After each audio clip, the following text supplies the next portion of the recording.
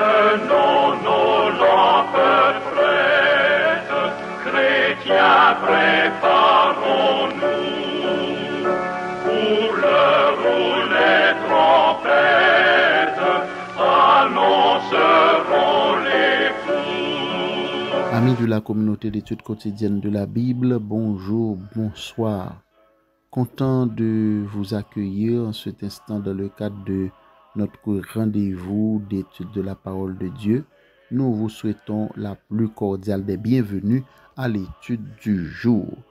Cette semaine, nous étudions la première leçon du questionnaire intitulée Thème dans l'Évangile selon Jean. Cette semaine, la première leçon du questionnaire est titrée Signe indicateur du chemin. Signe indicateur du chemin, et le verset à mémoriser qui se trouve dans Jean 20 verset 30-31 nous dit ce qui suit. Jésus a fait encore en présence de ses disciples beaucoup d'autres miracles qui ne sont pas écrits dans ce livre, mais ces choses ont été écrites afin que vous croyiez que Jésus est le Christ, le Fils de Dieu, et qu'en croyant, vous ayez la vie en son nom. Jean 20 verset 30 et 31. Prions le Seigneur. Notre Seigneur et notre Dieu, c'est avec beaucoup de plaisir que nous te prions, car nous savons que tu as l'écoute de nos prières et que tu n'es pas insensible à nos besoins. Nous avons besoin de toi en cet instant, Seigneur, car nous allons ouvrir ta parole. Que ton Saint-Esprit nous accompagne afin que nous puissions non seulement comprendre, mais également appliquer les leçons, les messages de notre vie. Nous te prions au nom de Jésus. Amen. Aujourd'hui, mardi 14 octobre, le titre que nous allons aborder, c'est le miracle à la piscine de Bethesda. Bethesda, c'est une région trouvée à Jérusalem et cette région est célèbre à cause de la présence d'une piscine.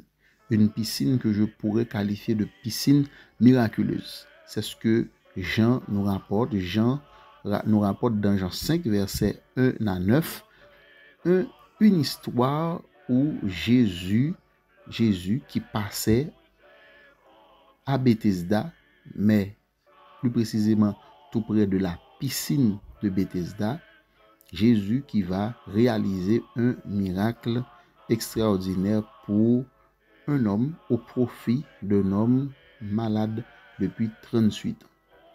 Dans cette histoire, dans ce récit, Jean nous rapporte que cet homme qui était malade depuis 38 ans a rencontré Jésus, mais ne savait pas encore qui il était vraiment.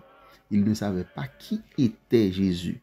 Mais ce Jésus qu'il ignorait, cette personne qu'il ignorait, l'identité, la vraie identité, allait lui poser cette question, à savoir, veux-tu être guéri?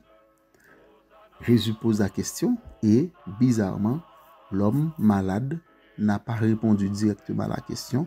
Il a préféré dire, Seigneur ou Maître, dès lors que je me présente devant la piscine, quelqu'un va avant moi. Car il faut dire que cette piscine, au moment où elle était agitée, le premier malade qui pouvait entrer dans la piscine était guéri automatiquement. Donc, puisque cet homme était un paralytique et qu'il était apparemment ou évidemment seul, il ne pouvait pas se jeter dans la piscine. Et cette rencontre avec Jésus va transformer sa vie, puisque Jésus va opérer un miracle en sa faveur en lui disant, lève-toi, prends ton lit et marche. Le miracle s'est opéré et l'homme était automatiquement guéri. Il était guéri. À présent, qu'est-ce que nous devons retenir de cette leçon? Quel est le message qui se cache derrière cette leçon?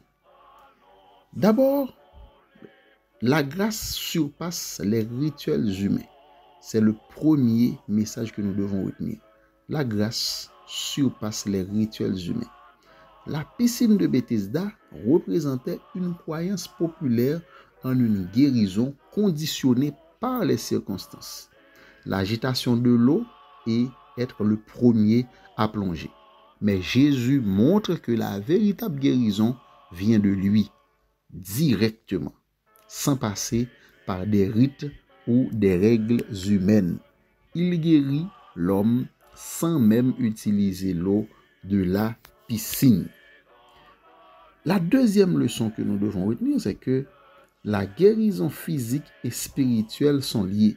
Quand Jésus retrouve l'homme plus tard, dans l'histoire qui nous a été rapportée par Jean, il l'avertit de ne plus pécher pour éviter quelque chose de pire. Cela nous enseigne que la maladie physique est parfois liée à un mal-être spirituel ou à une conséquence du péché. Cela ne signifie pas que toutes les maladies sont dues au péché, mais que notre état spirituel peut affecter notre santé. Amis de la communauté d'études quotidiennes de la Bible, ces deux messages, nous devons les retenir et demander à Dieu de nous aider à les comprendre et à les pratiquer. Je récapitule pour vous. La grâce surpasse les rituels humains. La grâce de Dieu, Jésus, dans sa grâce, dans son amour pour nous, il est en mesure de nous permettre de court-circuiter, de nous défaire de tous les rituels humains pour avoir la vraie guérison, la guérison authentique. Et la deuxième leçon, la guérison physique et spirituelle sont liées.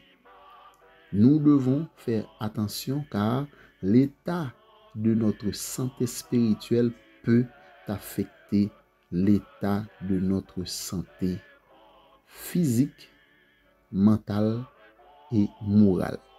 Donc, chers amis, nous nous arrêtons là. Nous demandons à Dieu de vous donner son Saint-Esprit pour vous aider à progresser sur tous les points de vue, notamment sur le plan spirituel. Que Dieu vous bénisse. Prions le Seigneur. Merci Seigneur de nous avoir accompagnés dans l'étude de cette leçon. Donne-nous la force de la comprendre, de la pratiquer dans notre vie quotidienne. Au nom de Jésus. Amen. La communauté d'études quotidiennes de la Bible vous apporte une bonne nouvelle. Elle vous invite à participer à une conférence sur le thème « Les élections américaines, quels enjeux pour le monde ?» ce dimanche 29 septembre 2024 à 16h, heure de Miami. Rejoignez-nous donc en direct sur YouTube pour cette conférence inédite avec deux experts renommés, Kurdi Laresh, expert en relations internationales, et Carlson Zulmar, spécialiste en politique américaine. C'est donc un rendez-vous essentiel pour comprendre, analyser et discuter avec des perspectives éclairées. N'oubliez pas de vous abonner dès maintenant à la chaîne YouTube de la communauté d'études quotidiennes de la Bible pour ne rater aucune conférence.